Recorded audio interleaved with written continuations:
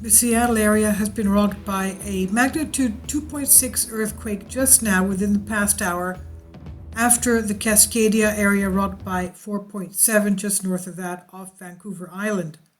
This is the Cascadia subduction zone, and this is an area that we know could be giving megathrust earthquakes. The Pacific Northwest area, states of Washington, Oregon, Vancouver Island, result from slips on faults in a variety of geographic and geological settings. Earthquakes in much of the region are a consequence of stresses associated with motion of the Juan de Fuca oceanic plate to the northeast with respect to the North American continental plate at a rate of several centimeters per year. And this, we know, is a very fast-moving area. It's an area of a tremendous amount of high-threat volcanoes as well. Let's take a look at the map. This is the area, 2.6 magnitude at a 24.6 kilometers depth. So it's 3, 10, 10, 20, 25, about 15 miles depth. All right, so let's go into our area. How many people reported that? Not many, because we're still within the hour. 4 people reported that, and this is it right here. About 50 miles from Seattle, north of Seattle, between Vancouver and Seattle. And let's go to our aerial, right there, and our tectonics. Okay, we have faults right there going right from Vancouver right across. And we know that that's one of the areas that if we extend it, that's the crack that goes from here to here. You can see it right here. That's the crack that goes this way. It's about 2,200 miles.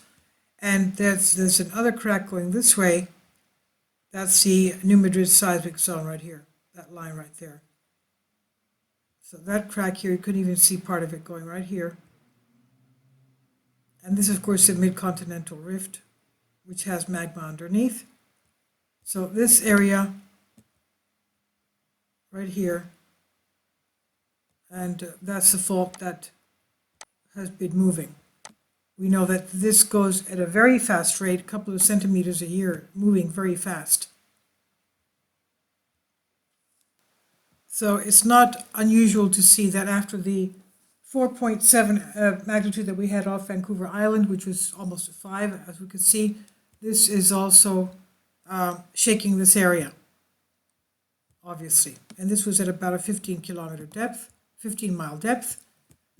And now this relative motion is largely made possible because of the Juan de Fuca plate descending into the Earth's mantle below the North American continent, what's called the Cascadia subduction zone, which extends from northwest California through western Oregon and western Washington to Vancouver Island, Canada. Relative plate motion that is not accommodated by subduction of the Juan de Fuca plate is accommodated by deformation of the overriding North American plate, and earthquakes are associated with both subduction process and deformation of the overriding North American plate. And I'm reading the text from the earthquake details. Now, seismological terms that are commonly used to describe the different modes of earthquake occurrence in Washington, Oregon, and the offshore continental slope are these: megathrust earthquakes, also called interplate or plate boundary earthquakes, in the context of the subduction zone seismicity, result from the rupture of the principal interface between the subducting Juan de Fuca plate and the overriding North American plate. So the Pacific plate is going under the North American plate. The last great megathrust earthquake in Cascadia subduction zone was around 1700. It was a 1,000-kilometer long rupture. That's documented by studies of the resulting tsunami that happened in Japan, by Native American oral traditions, and by geological deposits from tsunami and offshore turbidity flows caused by the intense shaking and ground deformation associated with that 1700 earthquake. Most of the megathrust interface between the Juan de Fuca plate and North American plate has not been seismically active in the decades during which it has been monitored by seismometers, except perhaps near the Cape Mendocino, where the Gorda microplate is commonly demarcated within the broader Juan de Fuca plate. And then we have the crustal earthquakes, originate from slip and faults within the crust of the North American plate. Some of these earthquakes reflect stresses that are generated by the convergence of the Juan de Fuca and North American plates, but most are related to stresses originating from the interaction of North American plate and Pacific plate in California and Nevada. Then we have the deep earthquakes, so-called Benioff zone or slab earthquakes, resulting from faulting within the down-going Juan de Fuca plate. These earthquakes are caused by stresses within the subduction plate beneath the plate interface. Examples of mantle earthquakes are including the 2001 6.8 magnitude Nisqually earthquake and very similar earthquakes in 1949-65. These earthquakes occurred about 45 kilometers to 70 kilometers depth. This one was about 25 kilometers, so it's not a deep earthquake. Then we have the volcanic earthquakes, are located near volcanoes that are associated with volcanic processes. The category of volcanic earthquakes includes a variety of earthquake types.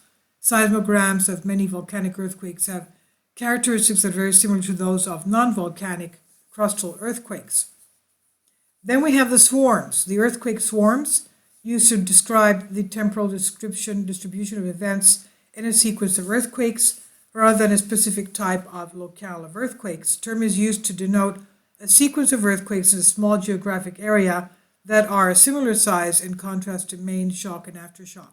And this is what we have basically now in this area. Here we are. And these are the quake swarms that we have been going on for days. This is our last hour, obviously. And this is the area. Okay, 1.4. And before the day before that, 0.6. And in this area right here, 11 kilometers depth, 0.9. So you can see the swarm going on right there. And obviously this is something that jolted, we don't have the shake map, but it has jolted obviously the whole area. We don't have the shake map, unfortunately. We don't have the shake map. Let's go to this. No shake map. Okay, but you can understand how big it was. It must have shaken this whole area as well, which is already full of quake swarms.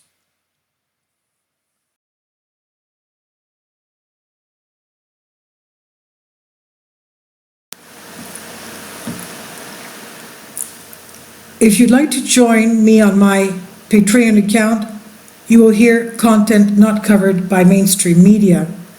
These riveting stories will be based on my research, and I will state my opinions and give my personal insight on diverse and controversial subjects and world events not covered by mainstream media, and not supported by YouTube guidelines. So whatever I have on my Patreon, most of those will not be on my YouTube channel. Please consider becoming a member today. More of the most significant and important videos will be on my Patreon channel. Your support helps me to continue my research and keeps this YouTube channel alive. And we depend on your support, your generous charity, because we help economically challenged families here in Athens, Greece, in Kapota, and we also help the young generation with university tuition and the community around our church. Thank you.